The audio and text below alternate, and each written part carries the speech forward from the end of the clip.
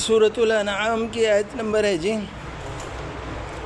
آیت نمبر 2، 3، 4، 5۔ آیت نمبر 2، 3، 4، 5۔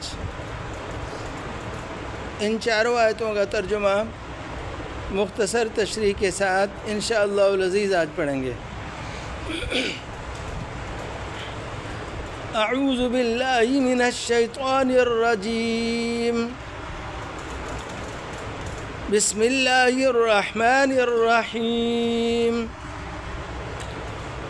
وہو اللہ هو الذي خلقكم من طين ثم قضى أجلا وأجل مسمى عنده ثم أنتم تمترون۔ وهو الله في السماوات وفي الأرض يعلم سركم وجهركم ويعلم ما تكسبون وما تأتيهم من آية من آيات ربهم إلا كانوا عنها معرضين فقد كذبوا بالحق لما جاءهم فسوف يأتيهم أنباء ما كانوا به يستهزئون۔ صدق اللہ العظیم۔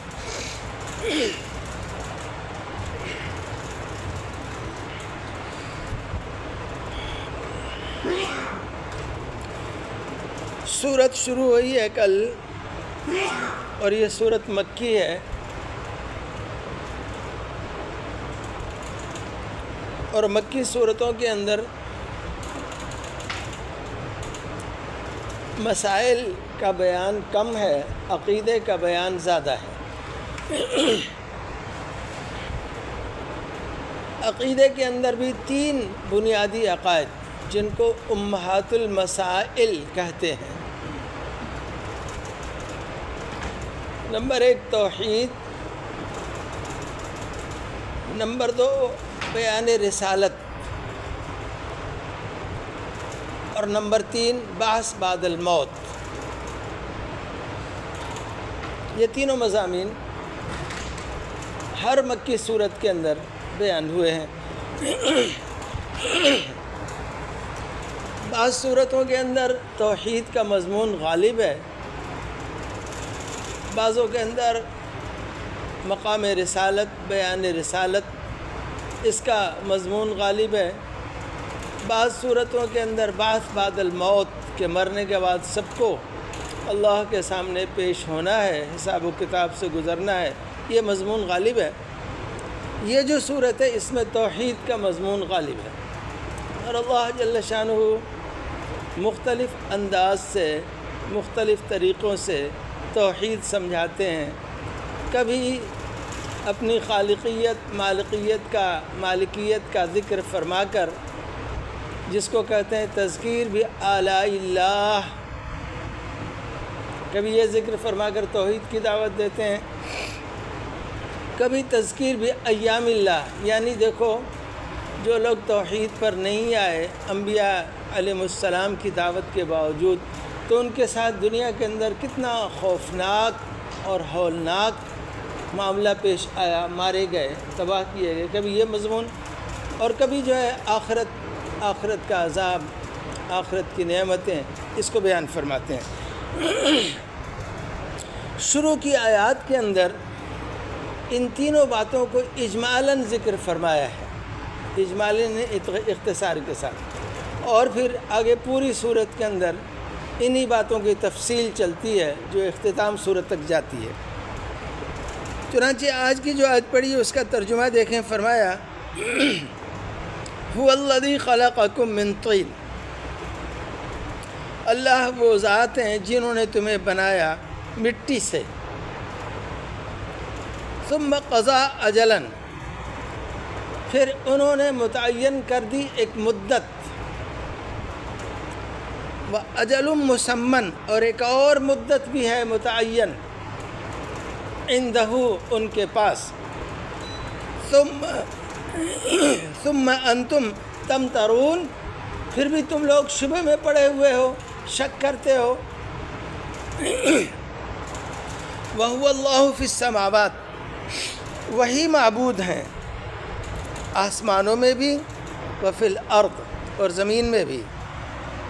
یعلم سرکم، وہ جانتے ہیں تمہاری راز کی، بھید کی، خفیہ چیزوں باتوں کو بھی، وجہرکم، اور تمہارے علانیہ احوال و اقوال کو بھی، ویعلم ما تکسبون، اور وہ خوب جانتے ہیں جو کچھ تم کمائی کرتے ہو۔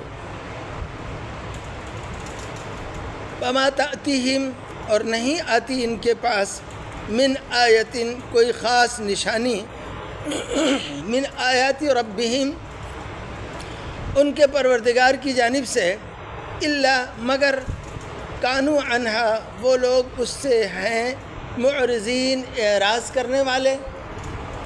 فقط کذبوا، پس تحقیق ان لوگوں نے، کذبوا، جھٹلا دیا، بالحق، حق کو، قرآن کو، لما جاءہم، جب یہ قرآن ان کے پاس آیا، فسوف یاتیہم، سو جلدی ان کو، یاتیہم انباء، آ جائے گی ان کے پاس خبریں، ما کانو، ان چیزوں کی، بھی، جس کو لے کر، یستہزئون، وہ استہزاء اور مذاق کر رہے۔ پہلی آیت میں فرمایا کہ دلیل توحید دی اور بعث بعد الموت کو ذکر کیا، انتہائی اختصار کے ساتھ اور بڑے خوبصورت انداز میں بیان فرمایا هو الذی خلقکم من طین، غور کرو، اللہ وہ ذات ہیں جنہوں نے تم کو مٹی سے بنایا۔ کیسے بنایا؟ آدم علیہ السلام کا پتلا مٹی سے بنایا، اور پھر انہی سے ساری کائنات کی اللہ نے نسل چلائی، یا پھر یہ کہ تم کو بھی مٹی سے بنایا، کہ تمہارے دنیا میں آنے کا سبب وہ اخلاقات ہیں، وہ پانی ہے جس کی نشو و نما مٹی اور مٹی سے پیدا ہونے والی چیزوں سے ہوتی ہے۔ ثم قضا اجلاً، پھر تم میں سے ہر ایک کے لیے اللہ نے ایک مدت متعین کر دی ہے۔ دنیا کے سب سے اٹل حقیقت یہ موت ہے۔ ہر چیز کے اندر اختلاف کرنے والوں نے اختلاف کیا ہے، اللہ کی ذات کے بارے میں اختلاف کر دیا، منکر ہو گئے۔ اللہ کے نبی انبیاء کرام علیہ السلام کے بارے میں اختلاف کر دیا، لڑتے رہے ہیں، انکار کرتے رہے۔ قیامت کے بارے میں انکار، اختلاف۔ لیکن اگر ان سے پوچھا جائے بھئی موت کے بارے میں کیا خیال ہے، مرنا ہے یا نہیں، تو کہتے ہیں مرنا تو ہے بھی۔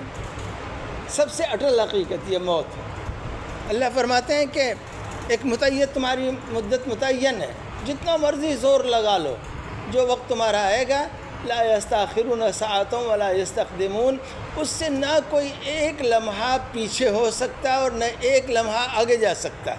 موت کا جو وقت متعین ہے، دیکھ لو بچپن کے اندر موت، یہی دیکھ لو، بظاہر انجوائے کرنے جا رہے ہیں، اوپر سے فیصلہ ہو چکا ہے۔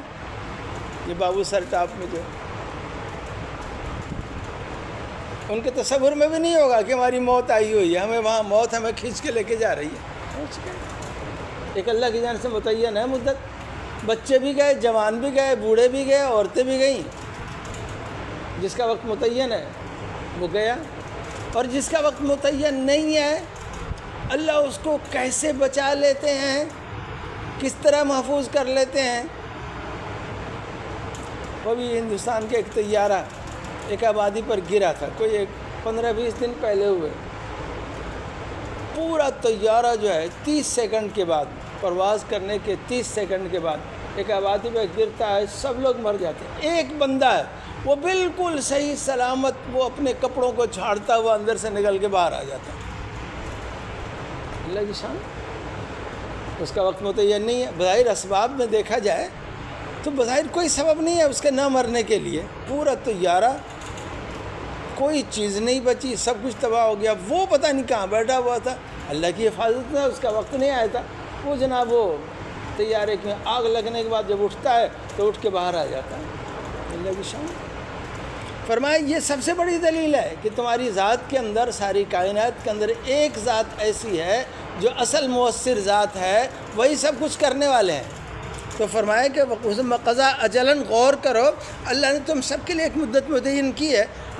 تو جیسے غور کرنے کے بعد یہ بالکل واضح ہو جائے گی کہ اللہ ہی موت دینے والے ہیں، زندگی دینے والے ہیں، کوئی ایک لمحہ آگے پیچھے نہیں ہو سکتا۔ ایسے ہی فرمایا وہ اجل مسمن، اس ساری کائنات کی تباہی کے لیے بھی ایک وقت متعین ہے۔ تم اس کو کیوں نہیں تسلیم کرتے؟ یہ سب کچھ تباہ ہوگا، قیامت آئے گی، سب کچھ زیر و زبر ہوگا، اور پھر دوبارہ سب اٹھائے جائیں گے۔ تم تمترون، اتنی بڑی دلیل تمہارے اپنے وجود کے ساتھ ہے، پھر بھی شبہ کرتے ہو اللہ کی قدرت میں بعث بعد الموت پر۔ فرمایا ٹھیک ہے، نہ مانو، آسمانوں میں وہی عبادت کے لائق ہے اور زمین کے اندر بھی وہی عبادت کے لائق ہے، اور ان کا علم تو ایسا ہے کہ یعلم سرکم و جہرکم، تمہاری باطن کی بات، تمہاری راز کی بات، تمہارے دل کے بات بھی جانتے ہیں اور تمہاری ظاہری باتوں کو بھی جانتے ہیں۔ یہ ظاہر اور باطن، مخفی اور ظاہر، یہ ہمارے آپ کے لیے، اللہ کے لیے کوئی مخفی نہیں ہے، سب برابر ہے، سب برابر ہے۔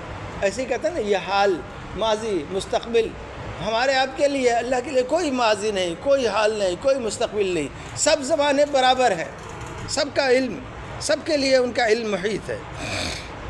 اور فرمایا کہ ایسی ساری دلیلیں آ جانے کے باوجود اعراض کرتے ہیں اور حق کا انکار کیا۔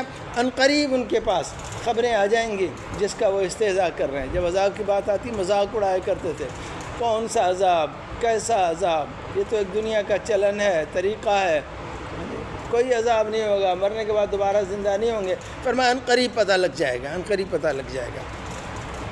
آگے یہی مضمون اجمال کے ساتھ پورے رکوع کے اندر ہے، باقی اللہ جل شانہ آگے چل کے اس کی تفصیل بیان کریں گے، جس میں بہت سارے واقعات بھی ذکر فرمائیں گے، کچھ احکام بھی آئیں گے۔